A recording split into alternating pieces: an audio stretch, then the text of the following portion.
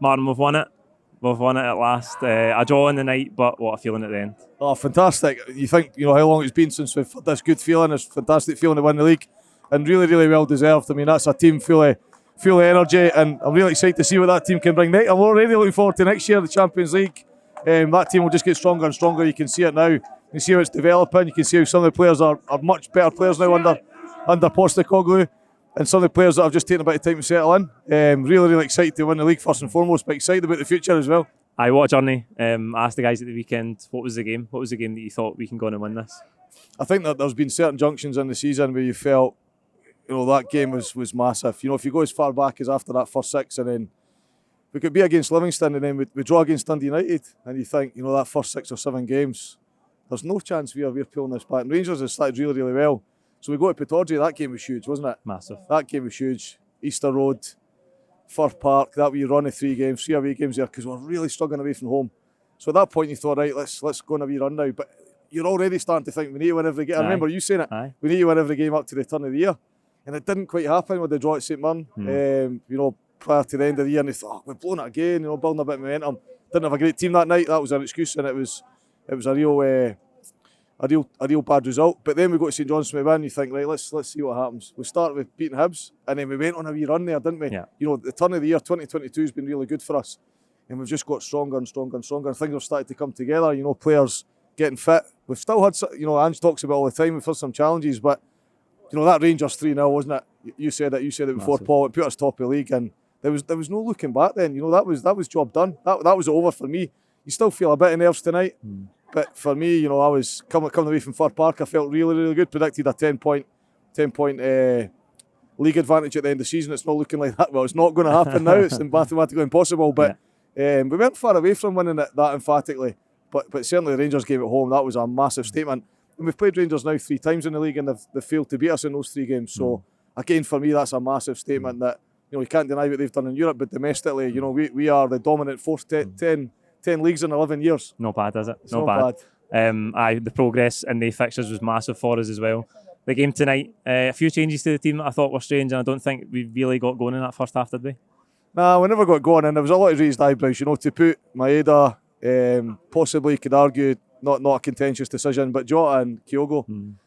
Although he's shown a bit of faith in Giakoumakis, and quite right, what a player he's going to be. He's come a long way.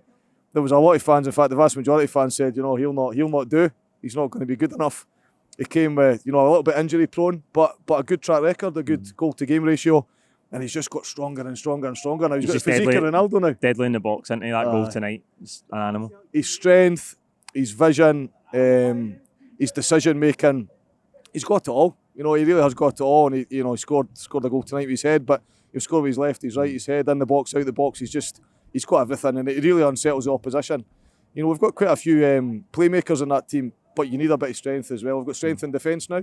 2 or 3 players really dominating defence, but you need something in the middle and up front, and he gives us that up front. So he's going to be a massive player for us next year. Yeah, just on the defence tonight, Anthony Ralston, who I said he's like a mini version of the journey the team's been on. Who'd have thought that he'd be such a key player this season?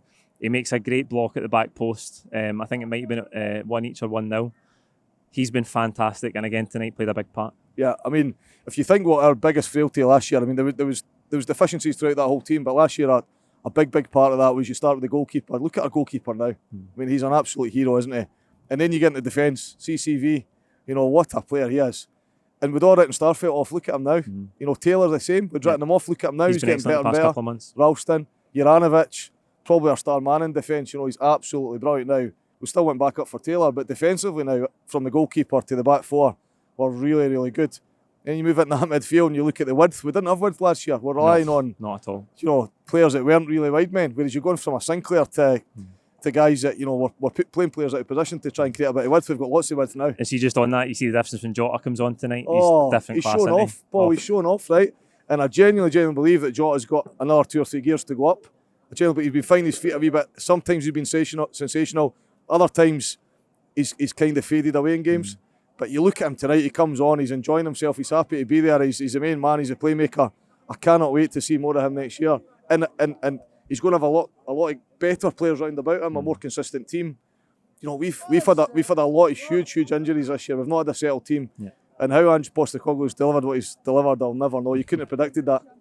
He's a miracle worker, isn't he? Last bit on the game tonight at 1-0, we've got chances to kill it, but again, that points to the growth in the team. We can get better, and I expect us to next season. We will. I mean, his substitutions have strengthened. They had at least 5 subs. You looked and thought, you're beauty. You can bring on any of those guys and they'll be game changers. I was just a little bit surprised. Why didn't he start off strong, win the game? But he showed a bit of respect to the squad tonight. I think, we've come up here, we've had a couple of huge victories this year, emphatic victories. So I think he genuinely believed that starting team would be good enough to go out and get the 2-3 goals we needed, and then bring on some of his star players to enjoy the end of the game and enjoy the celebrations at the end, and be part of that team at the end rather than take them off. So I kind of understand what he did, but all we're missing tonight was that second goal. The second goal would have killed the game.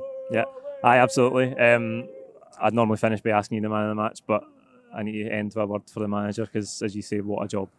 So my take on the manager, and you can see it in the captain as well. Actually, I was thinking about the captain tonight. What a lovely, lovely guy off the pitch. A true professional, somebody who takes great pride in leading the club. And on the pitch, he's really... You would have thought that he couldn't have got any better than he was in the past, but what a leader he's turned out to be. And you sometimes look at people and think, are you a captain? You're not. He's not Scott Brown. No. But what a difference he's made to this season. And a lot of that comes from the manager, and because the manager, the captain on the pitch is representing the manager. Right? So, you look at Neil Lennon and the Brunei and you think, yep, you can understand how that would work. The Postecoglou and the McGregor relationships are marriage made in heaven. Yeah. He's just class. He's the way he speaks. He doesn't come on and blame referees. He doesn't come on and talk too much about the opposition. He's such a great ambassador for the club. Every time I listen to him, I listen to every word he says, and often I play back and listen to it again because I'm so proud of him to be a manager and represent our club. The relationship he's got with the fans and with the players is just sensational. He's got it all tactically. He's obviously got the people skills as well. And one of the things he's done is he's brought in his own players. So we talked previously about director of football and all that sort of stuff. And he's done it on his own, basically. Never really been a big fan of that. I thought bringing a manager who can be trusted to bring in his own players. Yes, it's good to have scouts and people go out and find out who's available and go and look at players on behalf of the manager. But he's come in and he said, I know who I want to bring in. I don't need a scout. I don't need a director of football. I don't need a chief executive. Tell me, I know who I want to bring in. And he's brought in people he's worked with before. But not just people who are talented individuals, but people who will come and they'll buy into his ethos and they'll behave the way he expects them to behave. They'll be good team players. They'll work hard. And all those characteristics you can see in throughout the team. And to think that in that starting 11, in fact, you could take it beyond 11, you could probably go as many as 15 players. That he's only really got 2 in that top 15. Maybe Turnbull would sneak into the 15, but he's only really got the captain and Rogic. Everybody else is players he's brought in. Players he's worked with in the past, players he knows. He's not worked with them all, but he's worked with most of them. And it's been mostly about their personality, albeit they need to be able to play football. I know that, right? But it's been a lot about will they fit into his ethos and the way he wants them to behave, and he wants them to be hard-working. I mean, we've had a lot of players over the years that very talented individuals will go as far back as Viduka and players like that, right? That they don't give you 100%. No. And they're no good to anybody, Paul, right? Yeah. We want players on that part going to go 100%. The manager demands that. And you can see exactly the way he talks, you can see it through the players. Yeah.